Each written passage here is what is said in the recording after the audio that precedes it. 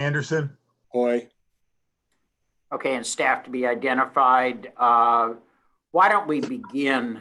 I don't see Justin here yet. Justin, are you here? I'm here. Are you? Well, why don't we begin? Unless you want to listen to us talk. Do you want to talk first? No, I would always defer to you, Mr. Mayor, and our council. Good choice. Good choice. There we go. Why don't we pull in Debbie Aguilar then and answer Hoy's question, because he's the one that really's got to vote on all this stuff. Yeah. And so your question was, you want to know the police department's take or opinion on the police reform legislation? Yes, and what will the impacts be on our current operation, or what are the implications that we might need to look at going forward?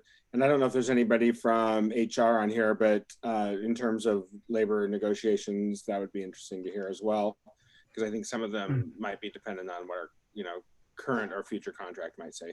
Yes, so that would be the only one that I would probably defer to them. Part of that has to do with creating a matrix, a discipline matrix, and then how that gets worked into future contract negotiations. I would say, just in a whole, most of the legislation they're things that we've already done. When you talk about the House Bill 4203, which is prohibits the use of basically what would be a carotid hold. People call chokeholds. We don't use chokeholds, but a carotid hold prohibits it other than under very certain specific circumstances, life and death type matters.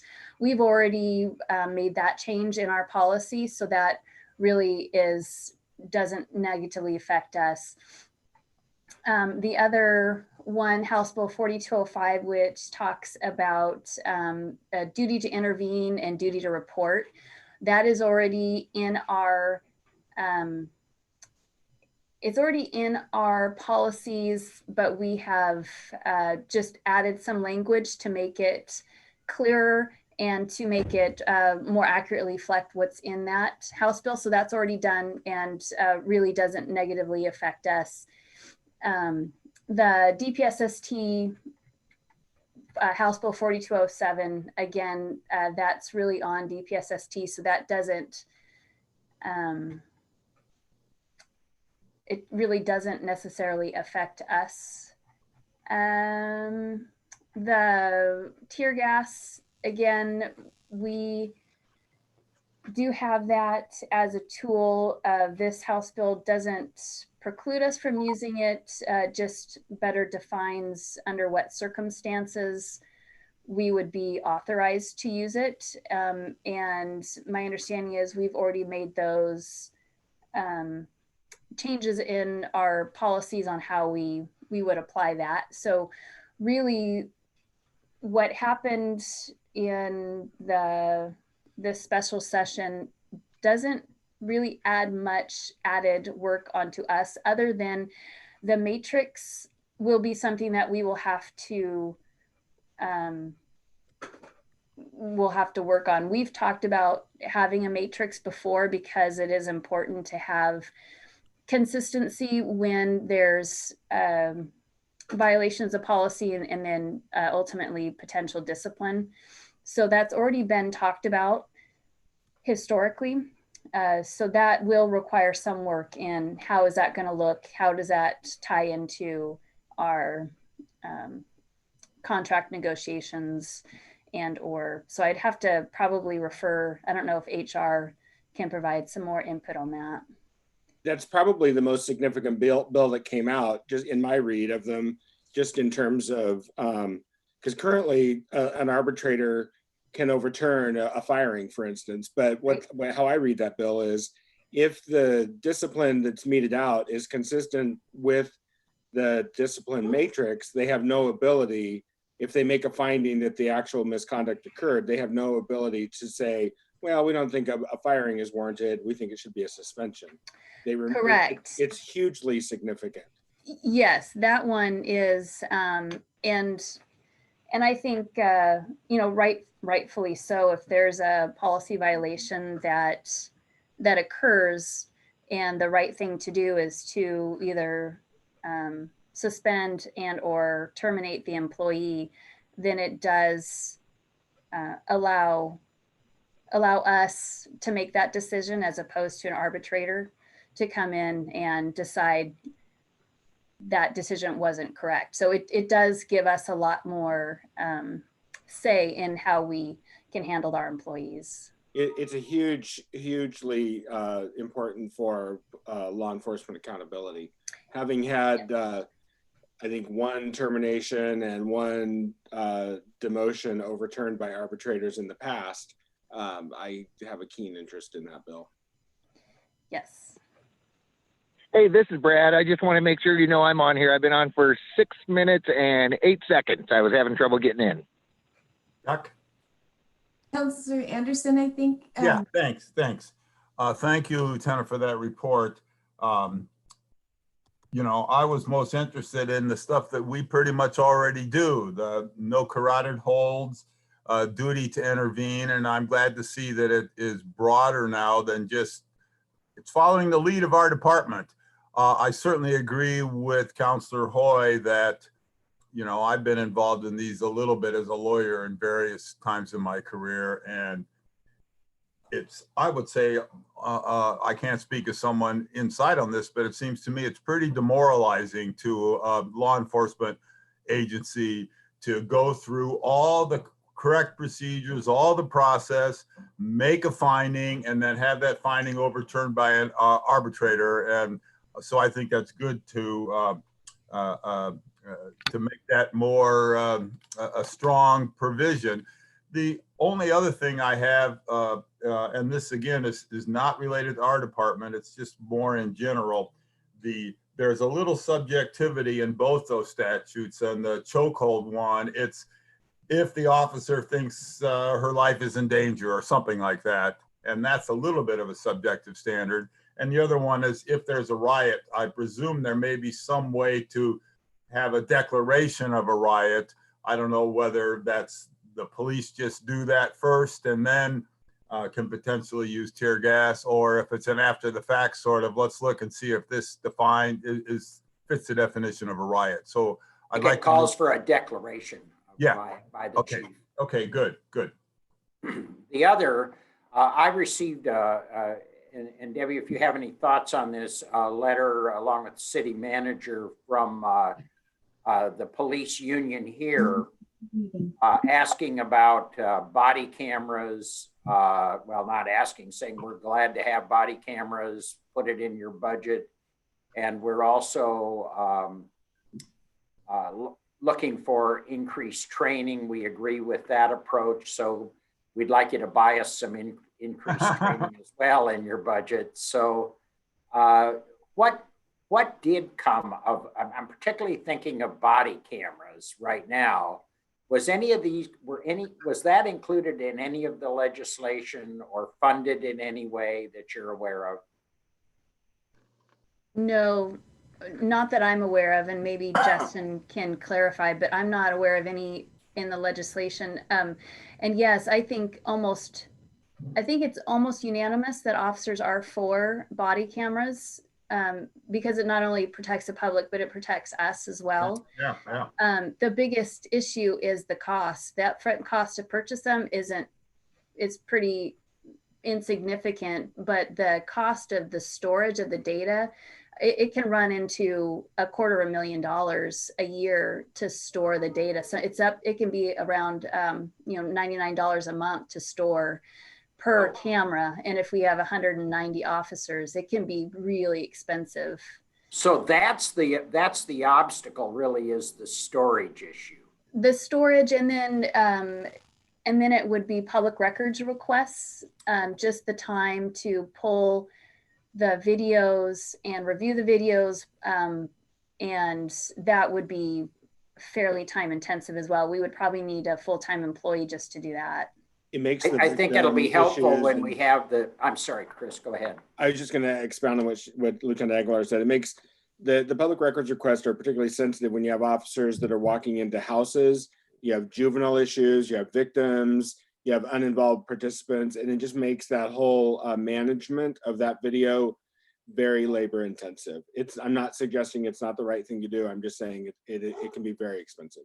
Mr. Yes. Mayor, Go ahead, Tom. yeah, thanks. In the past, these bills about requiring body cams have come up, and my personal view has always been there should be body cams for exactly what Lieutenant Aguilar says, but I hewed the city line that we're going to oppose those things because there's no money for this. So it's an unfunded mandate. So if there's some way in the future legislation that comes up, and I'm now looking at you, Justin, that if these kind of issues come up again, we need to have funding for it.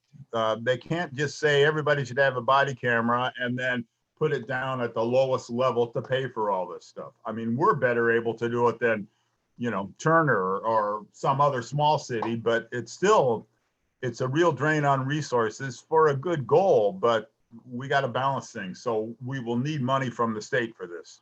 I wonder if, I'm not sure that they were mandated in the legislation. Mhm. I just wondering if looking forward, one of the things we may want to do in our council discussion and others is put in a portion that of our priors. It says we want body cameras, we want a mandate, and we want you to pay for it. Yeah. That kind of puts us into this a little more aggressively rather than kind of following the lead of the officers saying we want this. We do too. We just need some help paying for it at $250,000 a pop just for the storage. I agree with you, Mr. Mayor. So, That might be something we could look at taking or having prepared for that work session on the police.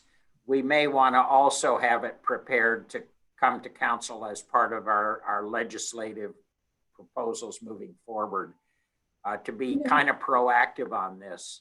Yep. Love to get training funds out of them too, but I think Courtney has some relevant information on this, maybe before we can keep going. I do. And, I just want to say that I had a vague memory of this being in the policy statements. It's hard to commit all 6 pages to memory, but I did find in public safety on page 4, there's a reference to technology and equipment. And while we don't specifically say we support body cameras, we do say that we're opposing them if it doesn't come with city resources for data retention and records requests. So at some point we thought about this, and so it's in there now. And again, if you want to make an adjustment to it so that we can be specific in our support of body cams, we can do that. I'd like to do that. Yeah. Or at least ask council if they'd like to do Yeah. it. And so you would say, whatever you talk about, comma, including body cameras, close phrase. Or especially body cameras. Yeah. Whichever. Yeah. Does that, Chris, Yeah. That works. Good. Well, maybe that would be an adjustment then to that portion. Good. And if I can, Mr. Mayor, Yeah, Justin. thanks to Debbie for that update. The other piece of legislation that came out of that, 4201, set up this joint committee on transparent policing and use of force reform. So we're going to have opportunities in the interim. If we want to, it'd be great, not just in working with the associations, but if somebody like Councilor Hoy with his background want to go and start having some conversations. It's Senator Manning from Eugene, which is great, and Representative Bynum. She's from Happy Valley, but we've got really good relationships on that committee, and those kind of conversations of what we need, coupled with some of our experience with Lieutenant Aguilar and Councilor Hoy, would just be great for us to have some of those meetings, some of those conversations, and make sure that committee is aware of our needs and knows that we can be a resource in terms of experience. So Well, I think that would be a great thing to do during this interim would be to put us in touch with uh, uh, Bynum and Manning, and also share sort of proactively our support for body cameras with funding, and kind of explain what the obstacles look like. I had forgotten about that storage cost. I remember that now that it was brought up. But I think it would be the kind of thing, it's going to be a highly visible interim activity, and one that we actually have I think, a good story in as well. I'm particularly pleased that our union is as actively supportive of this as they are. I think that's great. So good. Should we go back then to your report, Justin? Is there anything you want to tell us? Tom? Yeah, I'll wait. Counselor Anderson. I just have a question, Justin, about Senate Bill 1601 about traffic citations based on documents or credentials that expired or something that happened from March to December of this year. I'm just a little confused as to what that means. Yeah, you're talking about, I think it's 4210. Is that what your House Well, Bill it says, 4210? to me, it's on page 4 of your report. It's under 1601? COVID-19 relief, other legislation, Senate Bill 1601. I'm looking at the bottom paragraph. Yeah, I think a lot of stuff got wrapped into this. Yeah, and we heard a little bit from one of our judges too. Okay. And I have it down as 4210, but I think it all got rolled in there together. Yeah, I don't have any feelings about it or opinions about it. It's just that it looks like it's something that's coming down, and maybe Lieutenant Aguilar can talk about this, but it's coming down to things that our police department is going to have to do. Yeah, so look on page 5. I think it, I think everything got lumped in together in a COVID-19 package. Yeah. And so if you see on page 5, 4210, yeah, governor signed it. The authority of courts to impose suspensions for failure to pay. Is that what you're talking about? Well, no, that makes sense to me. Okay. Failure to pay, you shouldn't lose your license. I'm looking at the bottom of page 4. Got it. It says, prohibits law enforcement officers from issuing citations, operating,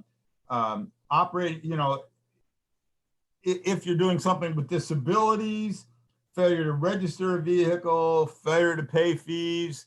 I think that's along the same lines as what you were talking about, but it just throws in a whole big. It was, I think the press coverage of it was, you would not, it was driving while suspended kind of problems for traffic fines and stuff like that. You wouldn't lose your license for failure to pay fines. That's exactly. Yeah. This is a separate issue than that. Yeah, it's a separate issue. That's what I'm saying. Okay.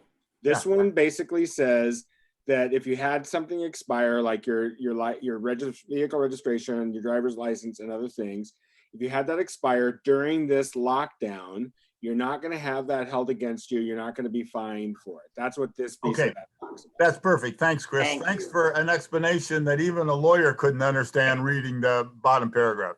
Again, not the first time I've had to explain the law to a lawyer. Yeah. Well, listen, law school gets rid of your common sense. I had common sense and I went to law school, and now I don't anymore. Hey. In terms of enforcement, we'd have to ask Debbie on that. I don't know.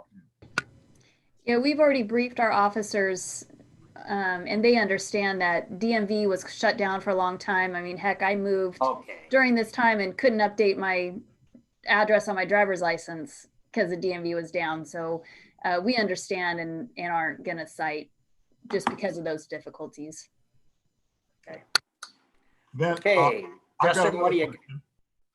Oh, sorry, Tom. Thanks. It's on pages bottom of 5 through 6, where they're talking about emergency shelter, the definition of emergency shelter, and all these provisions are repealed within 90 days. So I presume if we can take any action, we got to take it within 90 days. And then that backs up to the question that we had on the last session when the one party walked out, we were hoping to get money to purchase a building that would be a low barrier shelter. So I'm just wondering how, is that still alive? Or are they just saying, here's what an emergency shelter is, but we're not going to give you any money? This one, I believe, Tom, refers to zoning where we don't have any authority to deny the placement or based on. Okay, yeah, that's good. I can understand that part. I'm just wondering, is there another half where, what happened to the money we were hoping to get in the last session? Separate issue site still. Yeah, but that issue came up to me when I started reading about emergency shelters and everything else. So Yes, where sir. are we on that one? Yeah, so my hope is the second half of these special sessions, you can see the title on this thing, 2020 first special session. Yeah. The information that we're getting is there's going to be a second session that looks at funding measures. So that's Okay. where all the, Okay, so to your point, I mean, these are the conversations we're having now with the speaker, since we were in the queue, basically lined up until the Republican walkout for Yeah. that $5 million, which would cover 2 years of operations for us.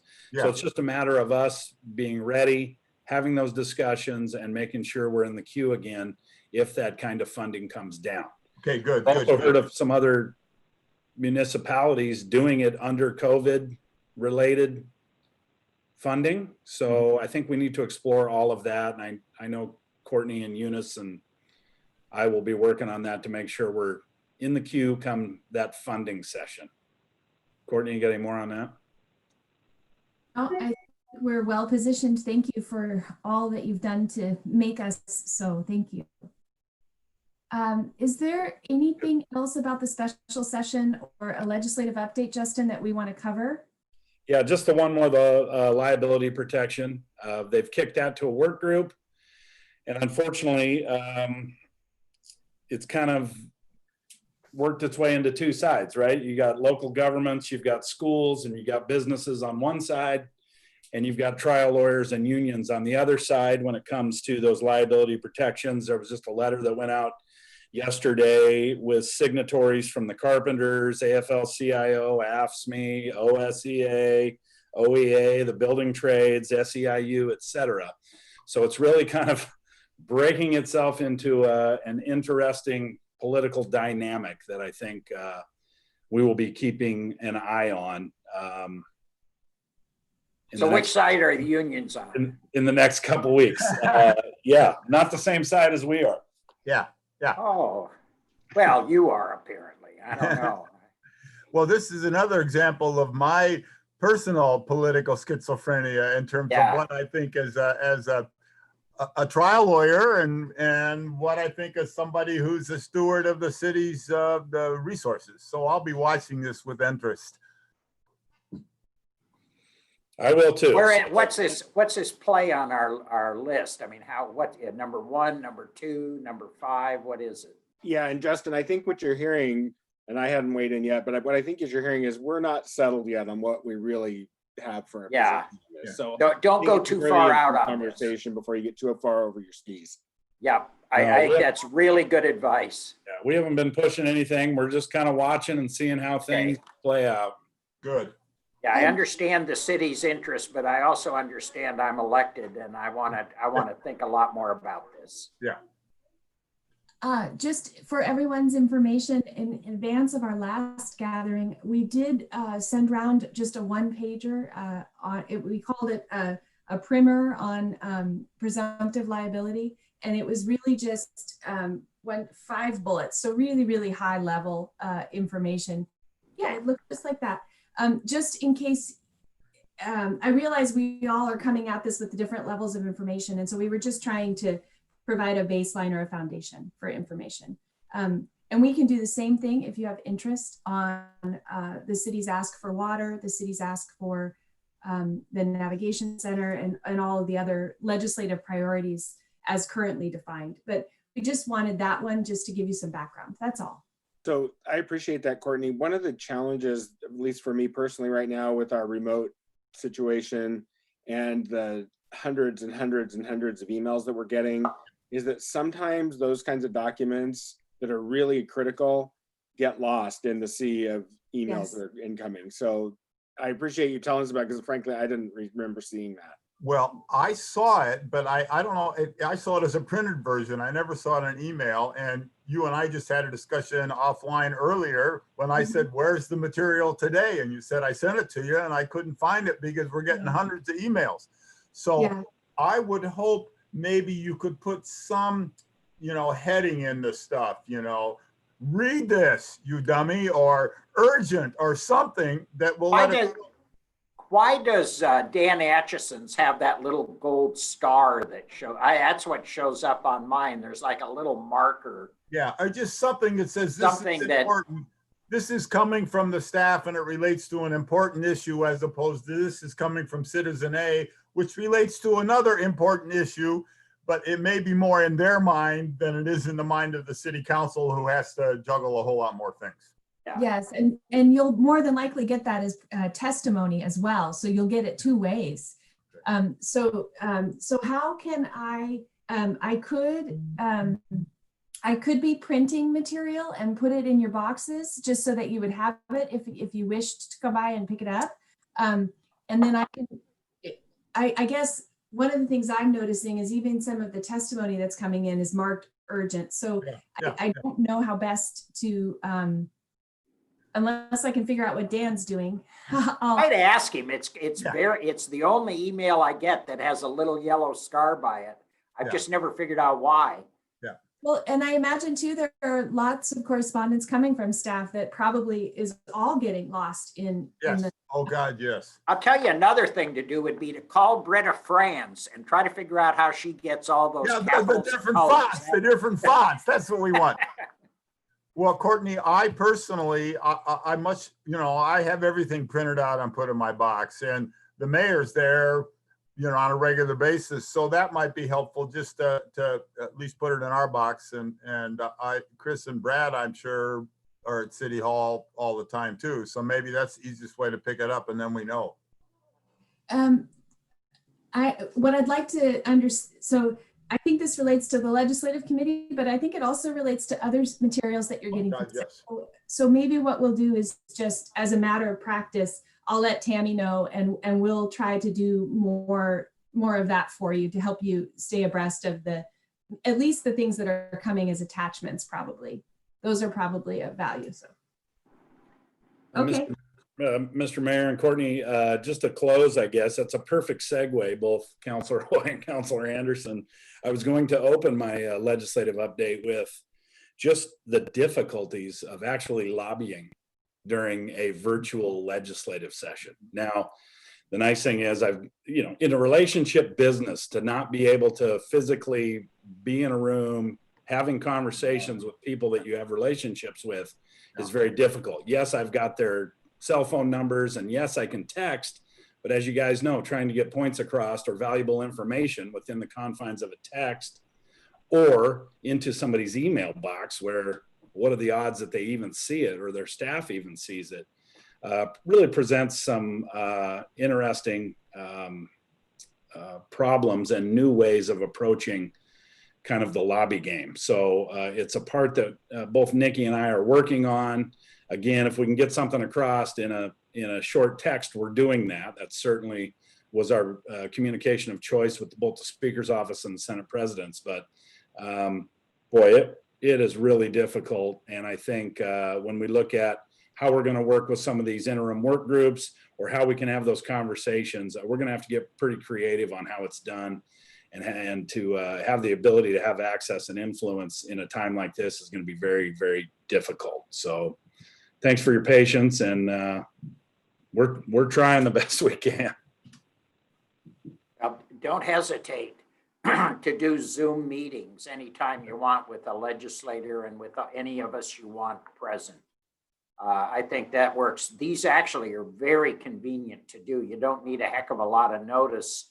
It's just having a time and a really good link, and it puts you right in, and it really does make it awfully easy to do. So think about those. At least this has been, I found, real positive. I don't care about it for public meetings, but I think small meetings work really quite well. Yeah, I agree. All right, thank you. Thanks, Courtney. That's it. We can look Okay. forward looking now. So Courtney, what comes to council? What are we going to bring to council then? Well, from your last meeting, we've gone ahead and forwarded the League of Oregon Cities survey information. So the top 4 priorities that we, Salem, would be submitting. We've done Okay. that. Sorry, that's my dog. Anyway, so we're all set with that for the 13th. And then the next issues, and again, these aren't really time sensitive, but they do help us in this interim, is the legislative policy statements and the priorities that we put forward to you at the last meeting. You Okay. all had a little bit of interest in learning more about what happened at the special session, which was literally closing as we were talking. And Right. so we've done that, given a little bit of time and breathing space. So before you today, if you're interested in giving these to council, probably for the second meeting, we're looking at the policy statements and the priorities. Well, I think we would all agree with that, to move that forward. Would you all agree to that? Get this to the council, get all the whole package of stuff you're talking about, I think, to the council with an understanding of where you have action items, which are the ones you need them to act on. I'm really sorry. Could you repeat? There's a blower right outside. Oh, okay. Yeah, I would say all the materials we got today that we took a look at, whether it was our priorities, the league, this report would go to the council as whether an information or an action item. And apparently, I mean, we are going to need to have them endorse our priorities. And I'm sure we're not done messing with them in some areas, but I would think we could, as soon as we can get that to them, I think that will be helpful to Justin as he's setting up meetings and representing our point of view on issues. I mean, things like body cameras, stuff like that. Yeah, Chris. Thank you. I agree with your sentiment. My only hesitancy is the issue we talked about earlier on liability and what is stated in that document. I haven't had a chance to dive deep into that, and I have a feeling it might say something contrary to what the majority of this group has in their, as far as what we believe should be our policy. From us, you mean, to the council? Yeah, I'm not And sure. I kind of got that feeling too. Yeah, I think that might need a little bit more look, is what I'm saying.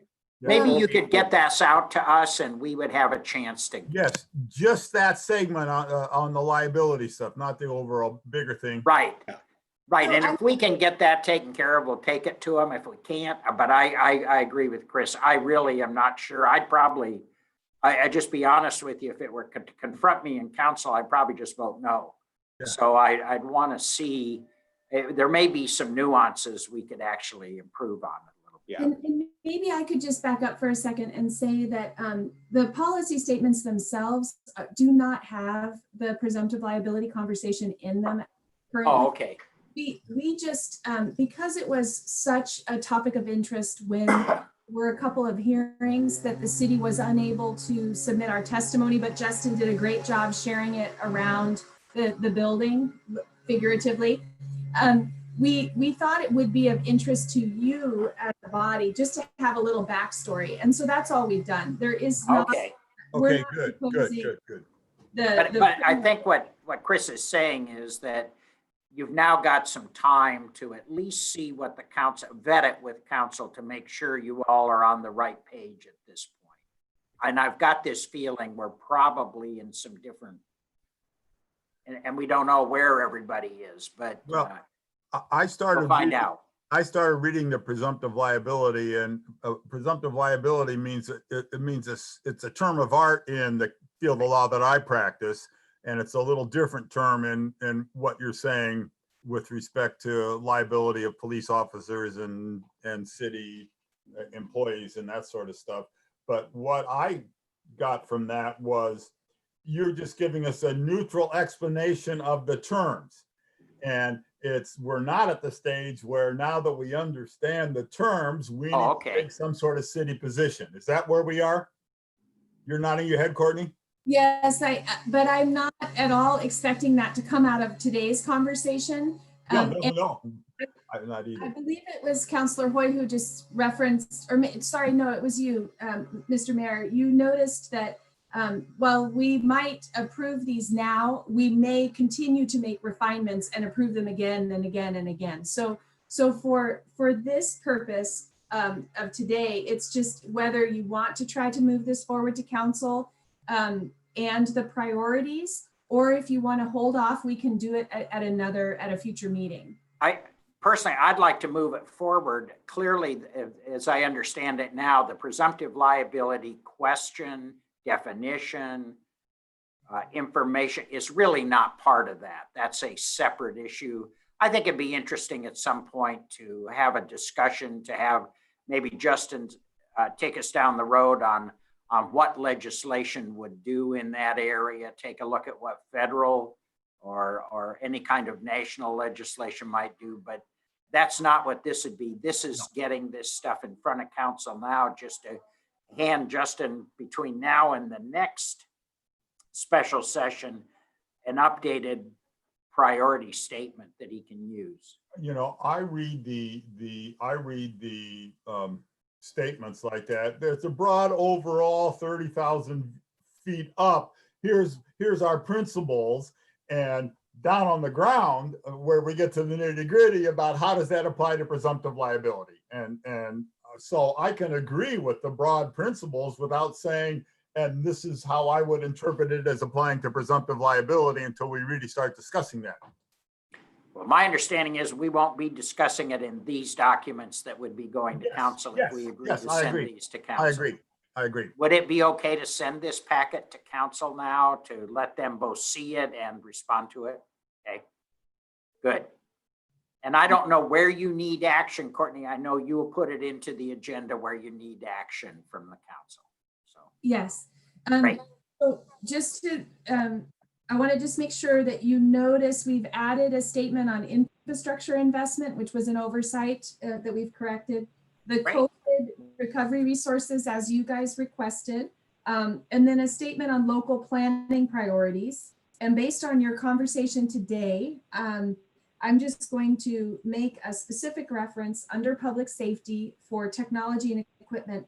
I'm going to make a specific reference about being supportive of body cams, and then leave the rest, which as long as yeah, and then we'll let council discuss. Yeah, sounds good. and then the last bit is really just confirming that you didn't want to adjust the priorities for the session, which was drinking water, navigation center, mental health resources, and that COVID recovery. Those four were the ban. Right now, Good. There may be other things, something else that replaces COVID if COVID gets resolved, but it doesn't feel like it's gonna. So, Okay, good. So I mean, I think COVID's the floater in there. Is that Tom? Ethan, I was making a political comment that I'll withdraw. I said it's gonna, well, I won't withdraw, I'll repeat it. It's gonna disappear like a miracle. Really? Yeah. That's what I've heard. Everybody. What do you think? Late October? Is it the October? Nobody knew COVID could be so hard. Okay, great. Is there I'll check anything else? Disappear. It's hard to disappear when it's just a hoax. Yeah, sure. I'll try to squeeze this into the 13th as well, if I don't. If you upset- can, yeah. Okay, Great. great. Thank you so much. Is there anything? Nothing else, right? We're adjourned then. Thank Okay, you. we're leaving the meeting. Thank you. We are. See you later. Thank you. Much. Bye. Bye. 20 more minutes.